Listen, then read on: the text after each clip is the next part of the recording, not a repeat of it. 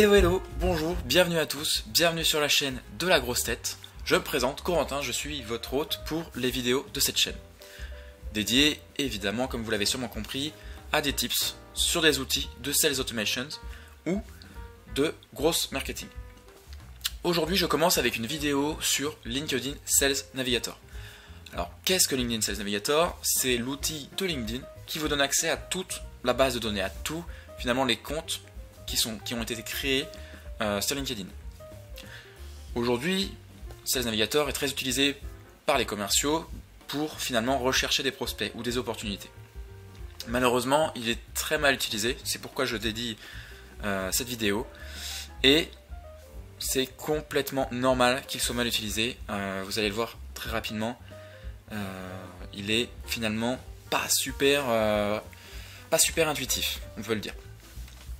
Premièrement, quand on arrive sur Sales Navigator, on arrive sur cette interface avec la possibilité de faire une recherche. Donc on a un petit moteur de recherche juste ici et tout un tas de filtres.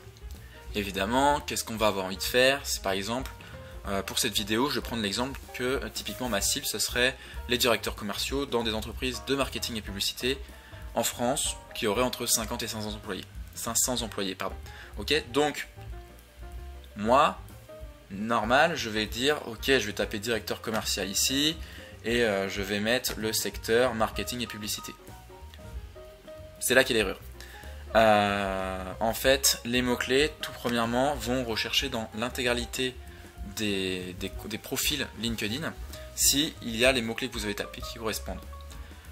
Problème, évidemment, c'est que si quelqu'un a été directeur commercial il y a 20 ans et qu'aujourd'hui il est, je sais pas moi, au service marketing ou RH, il risque de tomber dans ma recherche. C'est pareil pour les secteurs. En fait, il va regarder les secteurs dans lesquels a travaillé la personne, surtout son profil. Donc, vous allez avoir des profils qui ont peut-être travaillé dans le marketing et la pub fut un temps, mais malheureusement, aujourd'hui, ils ne le sont plus. Donc pas bon ces filtres, du moins, pas utilisés comme ça. En fait, la manière dont moi j'utilise Sales Navigator, qui est aujourd'hui elle marche bien pour moi, donc j'ai décidé de la partager, c'est de fonctionner exactement comme lorsque l'on crée ses cibles au tout début de son activité, c'est-à-dire créer l'ICP qui serait intéressant pour mon activité, ainsi que le persona. Donc pour rappel, l'ICP c'est finalement le type d'entreprise qui serait idéal pour mon activité, pour ce que je vends, pour ce que j'offre, et le persona ça va être mon interlocuteur idéal pour mon activité, dans cet ICP, du coup vous l'avez compris. Sur Sales Navigator, il faut faire exactement la même chose en fait. Il va falloir d'abord rechercher les entreprises qui nous intéressent et ensuite rechercher les profils qui travaillent dans ces entreprises, qui correspondent évidemment à notre persona. Donc pour ce faire, vous avez ici les résultats de compte, comme vous pouvez le constater. Donc la seule différence ici, c'est qu'on va avoir des filtres un peu différents de ceux du profil. Là en fait, on va avoir des filtres qui vont rechercher qui sont dédiés aux pages entreprises. Donc on a la zone géographique premièrement. Donc j'ai dit que je cherchais des entreprises en France. On a le secteur d'activité. Donc j'ai dit que je recherchais des entreprises dans le marketing et la publicité. Alors pour info, le secteur d'activité est un filtre dit dur, c'est-à-dire que vous allez être obligé de choisir par rapport à ce que vous propose Sales Navigator. Pourquoi? Tout simplement parce qu'en fait, lorsque vous créez une page d'entreprise sur LinkedIn, il va tout de suite vous demander en fait votre secteur d'activité. Donc vous allez devoir choisir parmi une liste.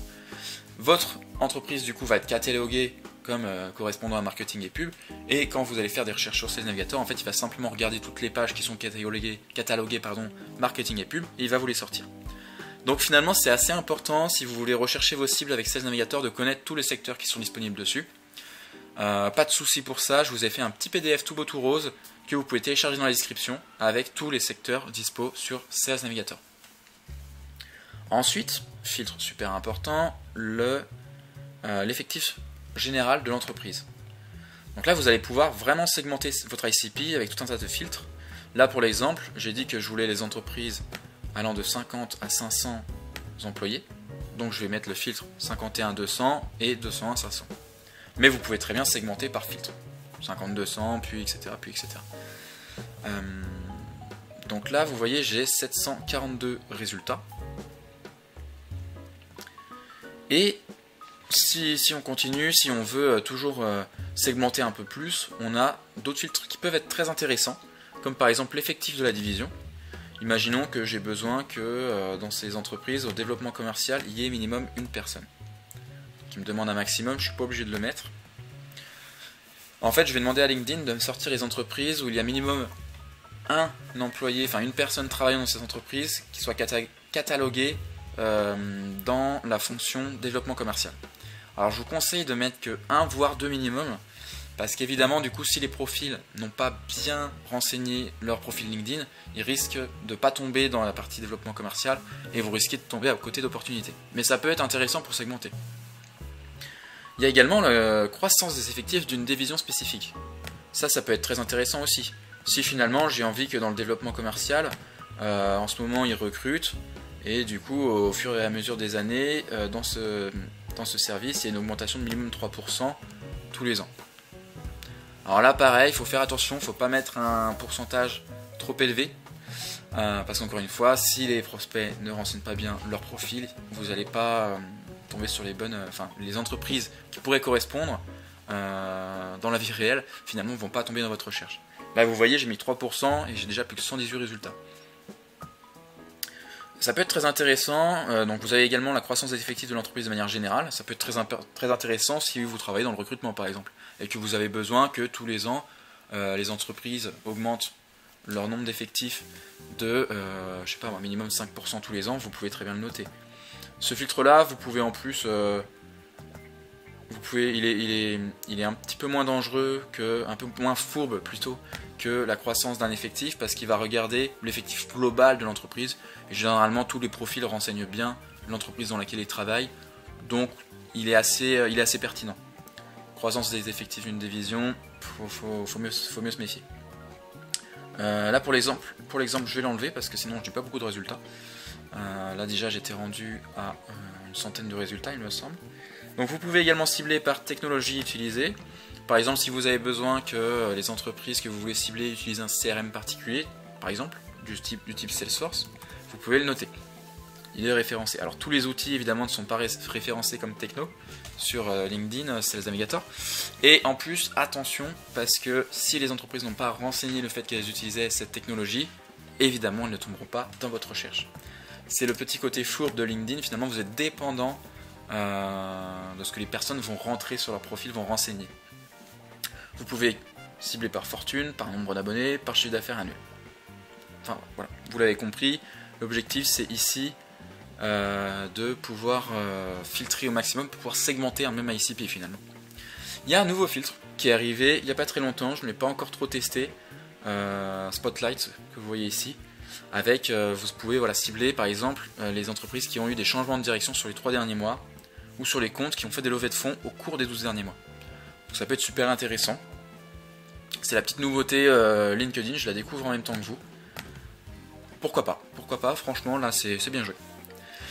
Ensuite, maintenant qu'on a ciblé nos entreprises, notre ICP, il va falloir évidemment se dire, bon bah qu'est-ce que j'en fais maintenant? L'idée, ça va être de sélectionner tous les résultats. Donc, vous avez vu qu'il y en a 25 sélectionnés, parce qu'en fait le souci c'est que LinkedIn Sales Navigator, quand vous lui indiquez tout sélectionné, il va vous prendre que la première page. L'idée, ça va être de l'enregistrer dans la liste. Donc, vous cliquez sur enregistrer dans la liste, s'il veut bien me l'ouvrir, voilà. Vous faites créer une liste, et là je vais l'appeler par exemple démo grosse tête, entre parenthèses 2, parce que j'en avais déjà fait une pour montrer à un client dernièrement. Créer, enregistrer, et vous allez en fait enregistrer, là vous l'avez vu, elles sont enregistrées, ces 25 entreprises dans une liste spécifique. Donc là je l'ai appelé démo grosse tête, mais vous vous doutez bien que si vous voulez bien segmenter, bien cataloguer toutes les entreprises, toutes les pages entreprises que vous enregistrez, l'objectif c'est de se créer une liste par segment d'ICP.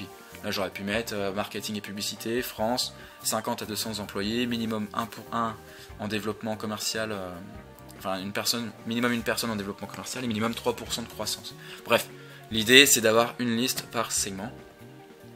Donc la petite bidouille, voilà, ça va être de faire page après page l'enregistrement de toutes ces entreprises. On n'a pas le choix malheureusement. LinkedIn ne permet pas encore de sélectionner toutes les entreprises d'un coup dans la recherche. Ce qui est dommage et ce qui va peut-être changer. Avec un peu de chance, pourquoi pas une personne de LinkedIn en interne verrait cette vidéo, ce qui serait incroyable, mais ce qui serait pas mal, et peut-être qu'il y aurait la fonction tout sélectionner dans la recherche. Bref, aujourd'hui on n'a pas le choix, il faut faire page après page, d'où l'intérêt aussi finalement de bien segmenter ses recherches. Si vous vous retrouvez avec 2000 résultats, bon, pas dingue pour derrière sélectionner toutes ces entreprises et les mettre dans une liste. Alors super, maintenant voilà, toutes mes listes, tous mes résultats sont enregistrés dans une liste. Liste que vous pouvez retrouver en haut dans la barre Sales Navigator, liste de comptes. Là vous ne la voyez pas à cause de mon montage, mais elle y est. Et du coup maintenant que c'est fait, on va aller, maintenant que cet ICP a été enregistré, on va aller chercher les personnes correspondant à mon persona travaillant dans ces entreprises. Donc je vais sur résultats de prospects, je peux enlever les filtres de secteur et d'effectifs. En revanche, je vais garder le filtre de la zone géographique. Pourquoi? Parce que j'ai ciblé des entreprises françaises, certes, mais il peut très bien y avoir un profil étranger travaillant pour une entreprise française. Logique. Moi, si mon interlocuteur idéal doit être français, il faut que je laisse évidemment le filtre zone géographique français. Ensuite, vous allez aller dans le liste personnalisée. Là, vous l'avez compris, il suffit d'aller chercher son filtre. Démo grosse tête 2 pour cet exemple-ci. Et en fait, du coup, vous allez obliger Sales Navigator à vous sortir uniquement des profils qui travaillent dans les comptes que vous avez enregistrés. Parfait. Si je passe ma souris sur une entreprise au hasard, voilà, j'ai ici une entreprise de Paris, elle est bien en marketing et publicité, elle correspond au fil 200 à 500 employés. Nickel. Maintenant, il va falloir trouver du coup les directeurs commerciaux, ce que j'avais dit pour l'exemple. On pourrait se laisser tenter par se dire ok, là tiens, impeccable, j'ai niveau hiérarchique et j'ai fonction. Donc on pourrait se laisser tenter en se disant tiens, bah, dans niveau hiérarchique je vais mettre directeur, vu qu'il y est, il est ici, et dans fonction je vais mettre développement commercial. Ici. Sauf que la fonction, comment LinkedIn la devine, si vous êtes au service développement commercial, ou au service ingénierie, ou au service RH, c'est en fonction de ce que vous allez lui dire sur votre poste. Sauf que si vous avez marqué, je sais pas moi, BizDev, enfin voilà, une abréviation, ou un nouveau terme que LinkedIn ne connaît pas trop encore, et ben il ne va pas réussir à bien vous cataloguer, et vous n'allez pas forcément tomber dans la fonction développement commercial. C'est exactement la même chose pour les entreprises lorsqu'on cherchait finalement qu'il y ait minimum 3 personnes, enfin une personne au service développement commercial, bah forcément vu qu'il devine un petit peu vos fonctions, il peut y avoir des petites erreurs. Donc je ne conseille pas ce filtre pour chercher le persona. Pareil, le niveau hiérarchique, en fait comment LinkedIn le devine ici, c'est lorsque vous allez changer de poste, enfin lui indiquer que vous changez de poste, il va vous demander qui sont un peu vos collègues, il va vous proposer des profils, et vous allez pouvoir lui renseigner si cette personne est votre manager, ou si c'est ou si cette personne est plutôt une personne qui travaille dans l'équipe que vous managez. Et c'est là qu'il va comprendre un petit peu votre niveau hiérarchique. Et évidemment, encore une fois, vu que tout le monde ne renseigne pas correctement à 100% son profil LinkedIn, il peut y avoir des erreurs. Dans propriétaire, on peut avoir des alternants, c'est possible. Dans manager, on peut avoir des PDG, enfin bref, vous avez compris, pas ouf. Donc, moi, celui que j'utilise et que je conseille d'utiliser, c'est titre. Titre, en fait, c'est un filtre souple, il va vous proposer des choses, mais vous pouvez renseigner exactement ce que vous voulez dedans.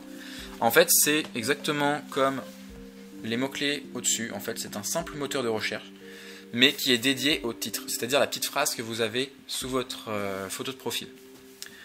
Gros avantage pour nous, c'est que ce titre-là, c'est souvent la chose la plus mise à jour sur les profils LinkedIn, parce qu'on est fier de notre changement de poste, voilà, donc on va tout de suite indiquer ce qu'on fait actuellement. Donc ça, c'est top pour nous. Et en plus, comme je vous l'ai dit, donc c'est un moteur de recherche, donc les booléens fonctionnent sur ce filtre. Alors pour ceux qui ne savent pas ce qu'est un booléen, en fait c'est un langage qui est assez typique au moteur de recherche, qui fonctionne sur la plupart des moteurs de recherche, qui vont vous permettre d'affiner la recherche. Par exemple, si je mets directeur commercial, que je fais entrer, en fait il fonctionne comme n'importe quel moteur de recherche, il va prendre directeur, commercial, il va essayer de me proposer les choses les plus pertinentes. Donc sur les premières pages, je vais bien avoir des directeurs commerciaux, mais sur les dernières pages de ma recherche, je risque d'avoir des directeurs d'agence ou directeurs régionaux qui ne sont pas forcément au service commercial. Pourquoi? Parce qu'il va dissocier finalement les deux termes. Je pourrais même avoir par exemple juste des personnes qui travaillent au service commercial mais qui ne sont pas du tout directeurs. Et donc, on va avoir des résultats pas forcément super pertinents.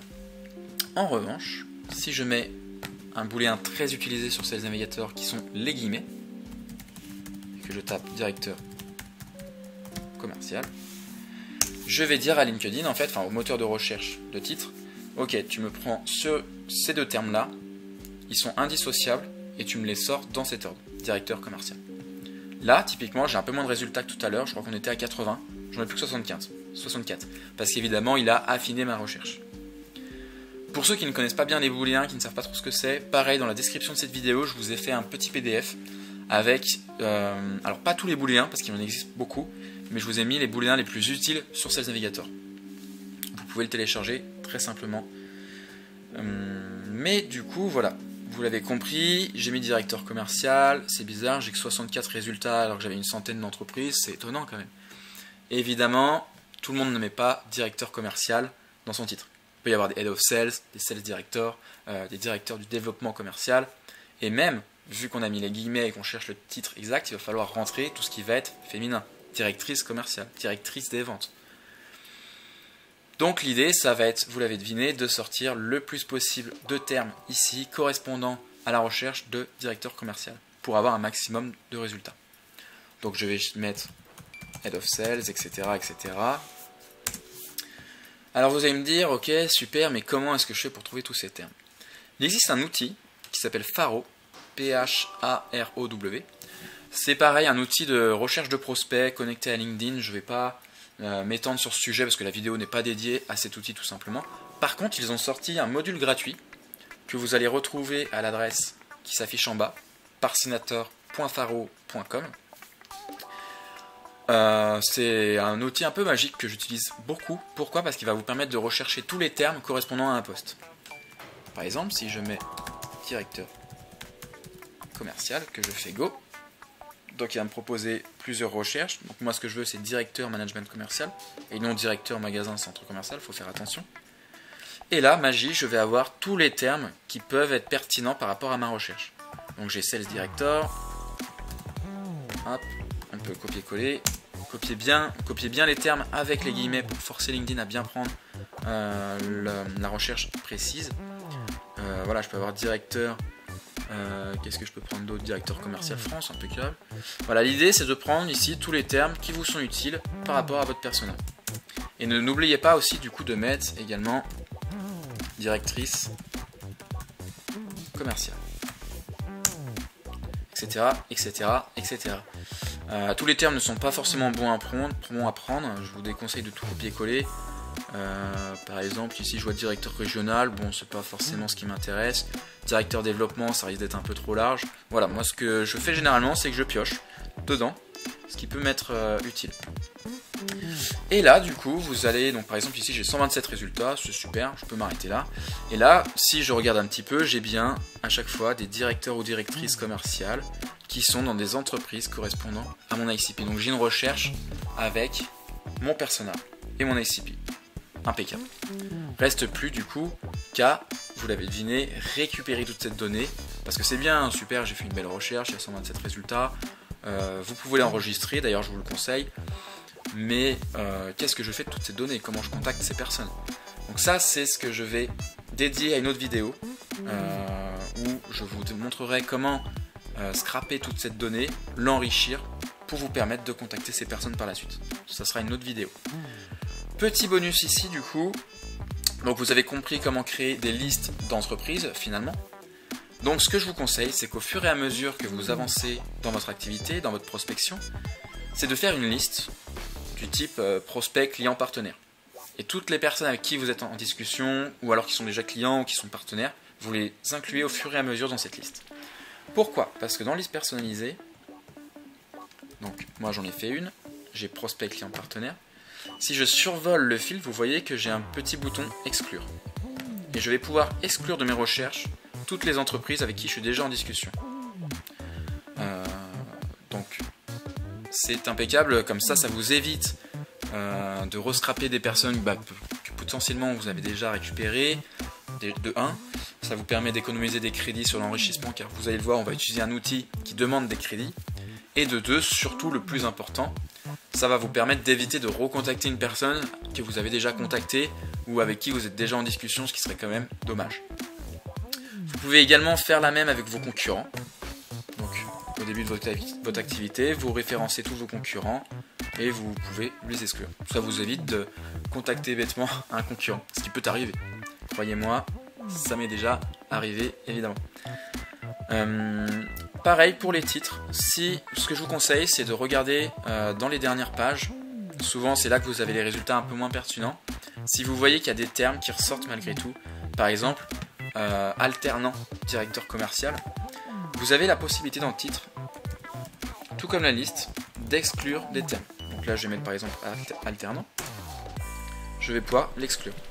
Donc moi ce que je vous conseille c'est d'aller dans les dernières pages, regarder les trucs qui seraient pas trop pertinents et exclure les termes qui du coup ne correspondent pas à votre recherche. Ça va vous permettre de encore affiner la recherche, qu'elle soit encore plus qualitative.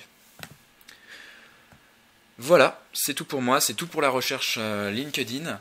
Donc je vous donne rendez-vous sur une prochaine vidéo où je vous expliquerai comment récupérer toutes ces données. Maintenant vous savez bien utiliser Sales Navigator de manière ultra ciblée. Merci beaucoup d'avoir suivi. Si vous appréciez ce contenu, n'hésitez pas à liker, voire à vous abonner, ça serait super. Et on se retrouve très vite. Merci beaucoup. Tu as besoin de formation ou d'accompagnement sur la mise en place de processus de vente in-band ou out-band automatisés? N'hésite pas à checker mes formules sur mon site la-grosse-tête.fr, lien en commentaire de cette vidéo. Allez, à très vite.